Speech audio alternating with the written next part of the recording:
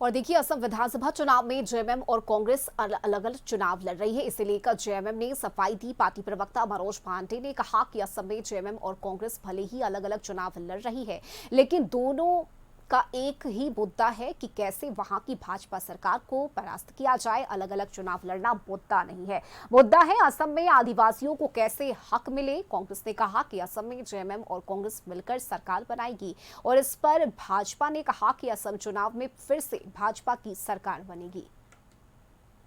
उनके भी खिलाफ चुनाव लड़ रहे हैं, चुनौती तो नहीं मानते हैं। जब चुनाव लड़ने उतरे हैं तो फिर हमारे राजनीतिक विरोधी हैं और उन्हें हम परास्त करेंगे, चाहे वो भाजपा हो, असम गण परिषद हो, कांग्रेस हो।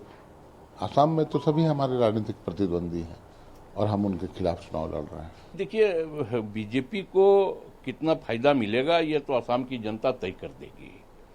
हेमंत बिस्व शर्मा को हमने इस राज्य में भी हराने का काम किया है।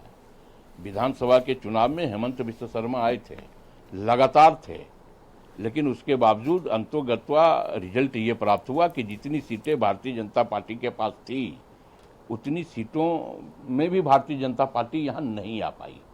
तो यही हाल आसाम में होगा। आसाम में हेमंत बिस्व शर्मा की सत्ता जाएगी और कांग्रेस की सत्ता आएगी।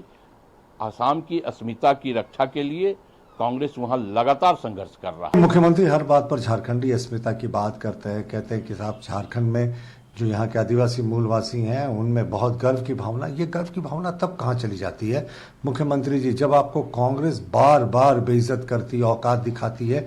वो आप पश्चिम बंगाल से शुरू करें जहाँ कांग्रेस का एक भी विधायक नहीं है, फिर भी आपको एक सीट नहीं दी। बिहार में आपको एक सीट नहीं दी, असम में एक सीट नहीं दी, फिर भी यहाँ झारखंड में आप पूरा मान सम्मान देते हैं कांग्रेस को। तो कब तक ये बेइज्जती बर्दाश्त करेंगे?